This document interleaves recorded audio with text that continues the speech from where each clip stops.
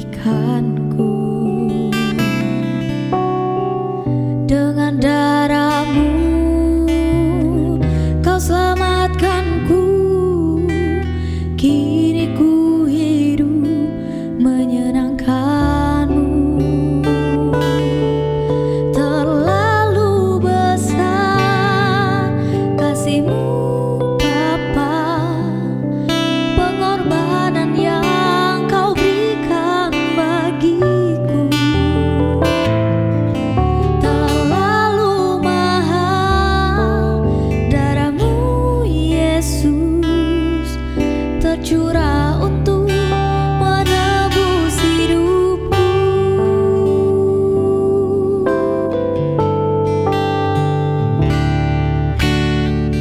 Telah kulihat bukti kasih-Mu. Kau menderita gantikanku. Dengan darah-Mu Kau selamatkanku. Kini ku hidup menyenangkan-Mu. Terlalu besar kasih-Mu Bapa, pengorbanan yang Kau berikan bagiku. Terlalu mahal darah-Mu Yesus tercurah untuk menebus hidupku. Hidup yang Kau berikan bagiku, selamatkan dan pulihkanku lebih dari segalanya. Terlalu besar kasih-Mu Bapa, pengorbanan yang Kau berikan bagiku. Terlalu mahal darah-Mu Yesus tercurah untuk menebus hidupku. Tercurah untuk menebus hidupku. Tercurah untuk menebus hidupku.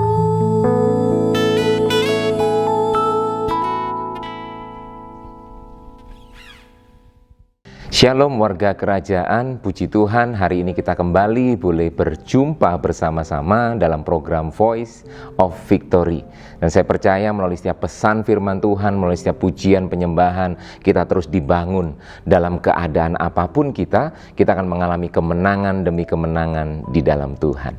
Saya kepingin menyandingkan dua taman di mana terjadi peristiwa ketidaktaatan, tapi ada taman yang lain yang menunjukkan ada peristiwa ketaatan yang sempurna, yaitu Taman Eden dan Taman Getsemani. Satu ayat yang mendasari kita di dalam Roma 5 ayat 19, di sana dikatakan, jadi sama seperti oleh ketidaktaatan satu orang, kita semua tahu, yaitu Adam, semua orang telah menjadi orang berdosa. Demikian pula oleh ketaatan satu orang, semua orang menjadi orang benar. Karena ketidaktaatan satu orang, semua orang berdosa, bahkan natur dosa muncul. Anak-anak kecil nggak perlu diajari berdosa, mereka sudah bisa berdosa. Artinya mereka nggak perlu diajari berbohong, udah pinter bohong. Jadi natur dosa ini akhirnya membuat manusia nggak bisa lepas dari dosa. Tapi bersyukur ada ketaatan satu orang, satu pribadi, yaitu Tuhan kita Yesus Kristus, Sang Raja kehidupan kita. Ketaatannya membuat kita semuanya menjadi orang benar. Kita akan belajar di sini ketidaktaatan dari seorang Adam. Kenapa itu bisa terjadi? Saya menyelidiki sedikit dalam Kejadian 3 ayat 1 sampai 24. Ada beberapa bagian, 3 hal saja yang kita belajar dari ketidaktaatan Adam. Kenapa bisa terjadi seperti itu? Ketidaktaatan terjadi ketika ada keinginan yang tidak disampaikan, ya, lalu itu dibuai dengan manipulasi dan tipu muslihat iblis. Karena iblis mendekati Hawa waktu itu, ya, Hawa, karena memang di Taman Eden semua kamu boleh makan kecuali 2 pohon, nggak boleh kamu makan. Dan iblis masuk memberikan manipulasinya, memberikan tipu muslihatnya, dan dia bilang begini, kamu nggak akan mati kalau makan pohon itu, ya, di ayat yang kelima. Kamu nggak akan mati, tetapi kamu akan jadi seperti Allah, bisa mengetahui apa yang baik dan yang jahat. Wah, pengen nih makan buah, keinginannya nggak disampaikan, ya. Bahkan ketika iblis datang sama Hawa, dalam tanda kutip memberikan tipu muslihatnya kepada Hawa, Adam diem aja. Adam nggak ngomong untuk jangan, nggak boleh, jangan, itu dilarang. Adam diem aja, hingga akhirnya jatuhlah mereka dalam dosa. Mereka nggak ngobrol, Adam nggak mengingatkan Hawa, ya, tidak ada komunikasi di antara mereka. Lalu ketidaktaatan itu membuktikan bahwa manusia ingin mengendalikan kehidupannya. Dia nggak lagi mempunyai kehidupan yang mau berserah dan percaya kepada Tuhan. Dia kepingin mengatur hidupnya sendiri. Karena manusia juga mendapatkan yang namanya free will, ya, kehendak kita. Kita punya kehendak. Ya, salah satu sisi yang baik dari kita punya kehendak adalah kita punya perencanaan, kita punya ekspektasi, kita punya harapan, ya, kita punya tujuan. Itu kan hal-hal yang menyatakan bahwa ada kehendak, ada keinginan dari diri kita untuk kita lakukan sesuatu. Itu sisi yang baik. Tinggal bagaimana kita melakukan atau memfasilitasi kehendak kita itu tetap tidak keluar dari kebenaran firman Tuhan, tidak keluar dari ketaatan kita. Kita akan belajar nanti pada taman yang kedua, ya. Tapi di taman Eden ini kita belajar dari Adam adalah bahwa dia kepingin, wah, kayaknya keren, ya, kena tipu muslihat iblis tuh. Ada keinginan yang akhirnya terfasilitasi dalam tanda kutip dengan tipu muslihat iblis. Kamu akan jadi seperti Allah, wah, gitu kan. Jadi aku nggak perlu lagi dikendalikan, aku nggak perlu lagi taat, aku bisa mengontrol hidupku sendiri. Ketidaktaatan terjadi. Kayaknya aku bisa, kayaknya aku mampu nih, gitu. Akhirnya muncul, makan buahnya. Dan ketika mereka makan, Alkitab katakan mereka mati. Mereka mengalami kematian secara rohani. Sampai akhirnya yang ketiga kita belajar dosa akibat ketidaktaatan itu membuat kita merasa ketakutan. Bukan takut akan Tuhan, tapi ketakutan karena Tuhan datang. Waktu itu Adam dan Hawa dicari sama Tuhan. Tuhan turun dan mencari mereka. Adam, di mana kamu? Mereka bersembunyi. Akibat dosa akan membuat kita ketakutan dan kita semakin menjauh dari Allah. Bahkan ketika Allah mencari kita, kita tidak mau memberi diri untuk datang sama Tuhan. Ketakutan. Ini yang terjadi dalam Taman Eden, taman di mana ketidaktaatan terjadi dan itu berakibat kepada kita semuanya. Kita menjadi orang-orang yang berdosa. Kita masuk ke taman yang kedua, taman di mana Yesus menundukkan dirinya dalam ketaatan. Yang menarik saya belajar dari Taman Getsemani di dalam Markus 14 ayat 32 sampai 42. Saudara, di sana kita bisa belajar bahwa begini, Yesus mempunyai komunitas. Dia mengajak 3 murid yang dia kasihi. Dia mengajak Petrus, Yakobus dan Yohanes. Dan dia cerita di situ.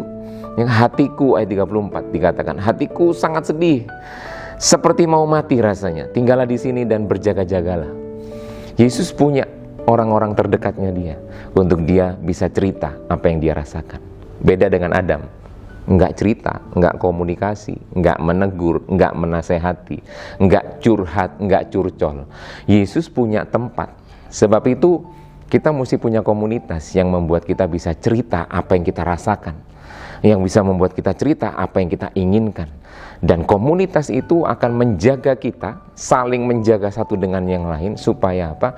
Kita nggak jatuh dalam dosa. Waktu itu memang dalam tanda kutip ya, kebangetan nih 3 murid yang dia ajak sama Yesus nih. Yesus berdoa, mereka tidur. Ya kan? Padahal Yesus sudah cerita bahwa hatiku sangat sedih, seperti mau mati rasanya. Saya percaya waktu kita datang pada komunitas, kita datang, suami istri bisa datang sama istri, dengan datang sama suami untuk kita cerita apa yang kita rasakan dan bisa saling mendoakan. Saya percaya ada kekuatan yang muncul untuk akhirnya kita nggak jatuh dalam dosa, kita nggak jatuh dalam ketidaktaatan, kita bisa terus saling jaga, kita tetap hidup taat. Komunitas dibutuhkan. Ya. Lalu setelah itu yang kedua kita belajar selain meminta, bukan meminta, tapi mencari dukungan dari teman-teman, ya, dari sahabat, dari komunitas. Yesus akhirnya berdoa kepada Bapa, dan di sana dia menyampaikan datang kepada Bapa secara pribadi. Dan di sini kita bisa belajar ketika Yesus datang kepada Bapa melalui doanya. Jadi cerita sama komunitas, tapi juga jangan pernah lewatkan waktu pribadi kita untuk kita datang secara pribadi kepada Tuhan. Yesus datang kepada Bapa dan dia berdoa, Bapa, Engkau sanggup. Ini kalimat pertama yang Yesus ucapkan. Ya, Engkau sanggup. Ya Bapa, tidak ada yang mustahil bagimu. Yesus mengakui bahwa Bapa yang mempunyai rancangan yang luar biasa, dan Yesus tahu, dalam kemahatauannya Yesus tahu apa yang akan terjadi di depan. Ya. Dan dia bilang, Bapa, nggak ada yang mustahil buat Engkau. Dan dia melihat cawan itu, ya kan. Nah, hal pertama yang kita belajar dari doa Yesus ini adalah akui bahwa Tuhan kita Tuhan yang sanggup. Ya, kadang-kadang waktu muncul kondisi yang membuat kita dalam tanda kutip, aku ini berat nih, ini membuat aku tidak kuat, ini begitu tertekan, ini membuat aku terjepit, ini membuat aku terjerat misalnya, ya. Datang sama Tuhan, akui bahwa begini, Tuhan yang sanggup, Tuhan yang lebih tahu. Yesus berikan teladan itu, Tuhan yang lebih tahu tentang hidupku. Tuhan, tolong, Engkau sanggup menolongku. Dia sampaikan itu.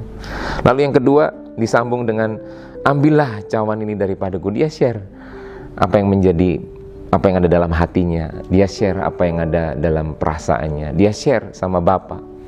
Kalau boleh cawan ini lalu daripadaku, boleh kok kita cerita apa yang kita pingin sama Tuhan. Selain sama komunitas, supaya komunitas menjaga kita. Saya percaya waktu kita cerita sama Tuhan, Tuhan memahami hati kita. Amin. Kita cerita, Bapak, Yesus cerita, ambillah cawan ini daripadaku. Jadi jangan sungkan untuk datang sama Tuhan. Kita jujur, kita cerita dengan apa yang ada dalam hati kita. Bukankah Tuhan itu menghargai orang-orang yang datang dengan hati yang hancur? Cerita sama Tuhan, ngobrol sama Tuhan, apa yang kita pengen, nggak apa-apa. Saya juga sebagai bapak, saya senang ketika anak saya datang sama saya, Pak, Owen kepingin loh, Pak, Liam kepingin, Pak. Anak-anak ketika dia cerita sama orang tua, saya percaya orang tua merasakan begini, ada hubungan yang baik, ada komunikasi yang baik dengan anak-anak kita. Saya percaya Tuhan juga, Bapak kita juga pribadi yang sangat menyambut kita waktu kita datang dengan apa yang menjadi kerinduan kita. Dan disitulah waktu kita mulai ceritakan apa yang kita inginkan. Nah, yang ketiga, berikan rasa percaya sepenuhnya. Ini yang menjaga kita tetap dalam ketaatan seperti teladan Yesus. Dia ngomong, kalau boleh cawan ini lalu daripadaku, tetapi janganlah apa yang aku kehendaki, melainkan apa yang Engkau kehendaki. Dia percaya penuh bahwa kehendaknya bukan sesuatu yang harus terjadi, tetap kehendak Bapa itu yang terutama. Percaya sepenuhnya, dan itu yang membuat dia taat sepenuhnya. Dan bersyukur bahwa Yesus mengambil jalan untuk dia taat. Dia mengambil keputusan untuk tetap taat, sekalipun dia tahu apa yang dia alami di depan, sesuatu yang berat secara manusia bagi seorang Yesus, sesuatu yang berat dia harus tanggung, tapi dia menundukkan diri dalam ketaatan yang sempurna. Mari kita meneladani kehidupan Kristus sehingga kita tidak jatuh dalam ketidaktaatan, tapi kita belajar terus menjalani kehidupan kita dalam ketaatan yang sempurna di dalam Tuhan. Mari kita berdoa. Tuhan, terjemahkan lebih sederhana. Tuhan, kami percaya Engkau menyentuh hati setiap kami yang mendengarkan pesan ini, Voice of Victory, dan kami percaya apapun kondisi kami hari-hari ini, Engkau tidak sedang tinggalkan kami. Seperti Yesus, mungkin kami mengalami kondisi yang berat, kondisi yang menakutkan buat kami, kondisi yang membuat kami tidak kuat untuk melaluinya. Tapi kami sungguh percaya, Tuhan, Engkau berdaulat. Engkau sanggup menolong kami, Engkau sanggup melepaskan kami. Bahkan waktu kami menundukkan kehidupan kami tetap taat di dalam Tuhan, kami percaya sepenuhnya akan rancangan-Mu. Engkau bawa kami keluar sebagai pemenang, bahkan lebih dari pemenang. Terima kasih Tuhan, berkat-Mu buat setiap kami di dalam nama Yesus. Kami berdoa bersyukur, haleluya. Amin. Tuhan memberkati saudara.